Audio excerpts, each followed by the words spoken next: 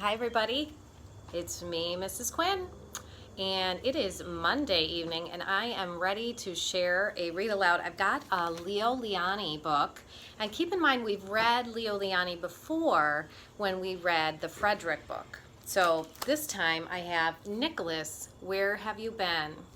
So who do we have watching? It looks like we have Bailey. Hi Bailey, it's good to see you.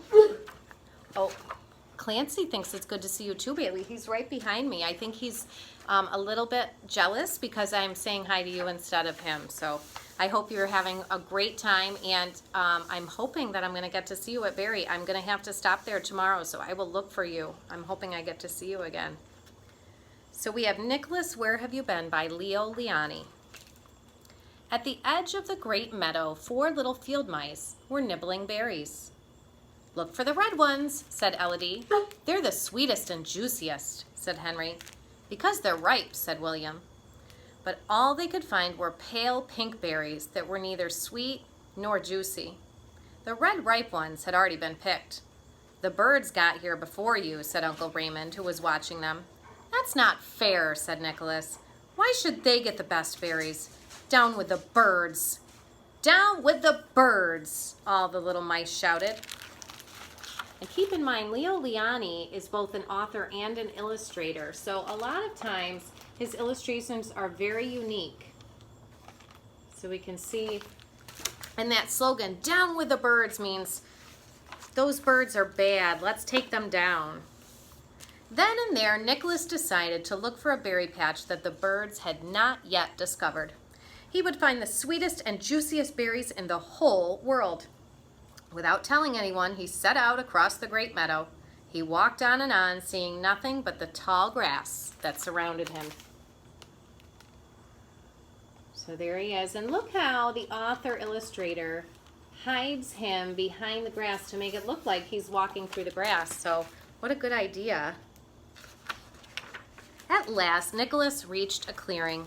He scanned the horizon, but there wasn't a berry in sight. Then suddenly he heard the noise of flapping wings. He looked up. A big, ugly bird swooped down on him.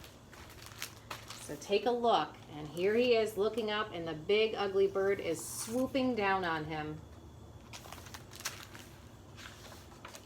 Before Nicholas could run back into the tall grass and hide, the bird grabbed him with its sharp claws and carried him up into the sky.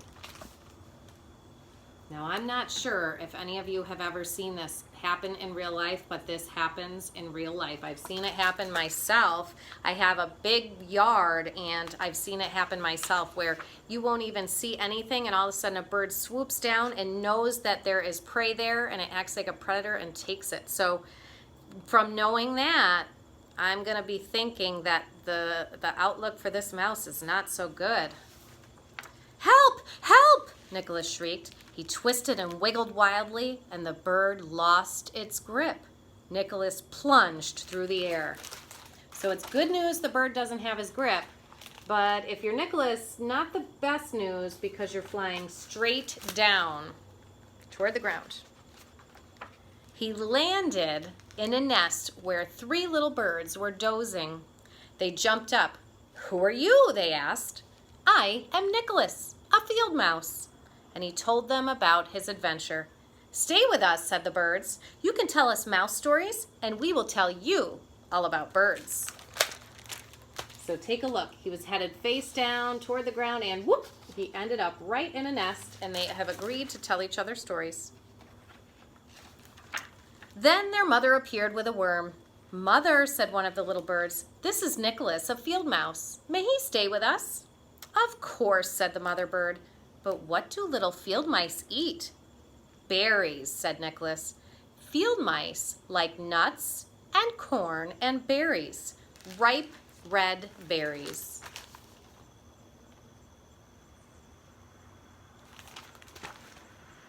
So be thinking about this. We know that he was looking for a field of berries that a bird had not touched. We know that from the beginning.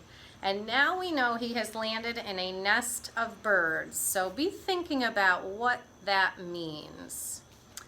Making maybe a prediction. The mother bird flew off and soon returned with a bright red berry. Nicholas couldn't believe his eyes, and it was the sweetest berry he had ever tasted. The days flew by. Nicholas ate berries to his heart's content. He and the little birds peeped and tweeted mouse songs, bird songs, and funny stories, and at night they cuddled up against the mother bird's soft down. So mother bird's feathers feel nice and soft up against the baby birds and the baby mouse. So we see that the bird has now brought him the berries that he was so badly wanting. But one morning, Nicholas woke up to discover that his friends had flown away. They had left a big pile of berries in the nest, but Nicholas was too sad to eat. I wonder where they've gone. Nicholas knew that the time had come for him to leave the high nest. Fearfully, he climbed down the tree from branch to branch, from twig to twig.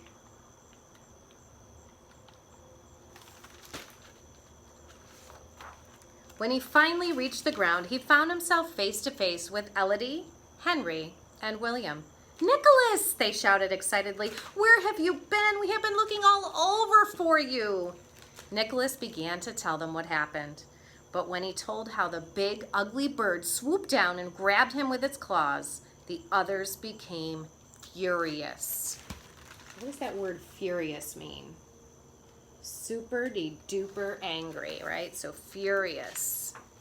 And before Nicholas could add another word, they shouted, "Down with the birds! War on the birds! War on all the birds!" They shouted on and on. So remember that Nicholas was one of the mice who was shouting "down with the birds" at the beginning, we know, right? And so now he's feeling a little different about the birds. Is he yelling and wanting "down with the birds"? So take a look. They all look like they're prepared to fight the birds in a battle. And look how they're after the birds. And do you think that Nicholas will participate in this? "Let me finish," Nicholas insisted. "Let me finish my story." When the mice had finally quieted down, Nicholas told them about the nest, the birds, the songs, and the stories. Little by little, the anger faded from their faces. So they don't hate on birds so badly after all, once they figured out that birds can be nice. Suddenly they shouted, "Nicholas, look behind you!" Nicholas turned around. There were the birds. In their beaks they carried the ripe red berries he knew so well. "For you," they said. Just then Uncle Raymond appeared from behind a tree. He smiled and slowly raised his cane. "That shows you," he said. "One bad bird doesn't make a flock." Then he joined the others. It was a feast. Everyone, including Uncle Raymond, agreed that the berries were the most delicious they had ever tasted. And look at what a neat illustration that is. These are the same mice who were just saying "down with the birds, birds are bad." And it's interesting because Uncle Raymond said one bad bird doesn't make a flock. And we know a flock is a group of birds, right? So if there's a group of birds and one of them is a bad bird, does that mean the whole group is a bad bird? A bad group of birds? Probably not, right? So that goes this without saying that it's just like humans, right? We can see a group of humans and one of them can be acting poorly, making poor choices, and we know doesn't mean everybody else standing around that human is bad, right? It can just be one out of that whole flock or that whole group of humans. So this was a great story, Nicholas, Where Have You Been? By Leo Liani. I hope you enjoyed it. And Bailey, I hope that you have a great week, and I hope to see you at Barry this week. And I will see you all next Monday. Have a good one. Miss you all. Mwah. Bye-bye.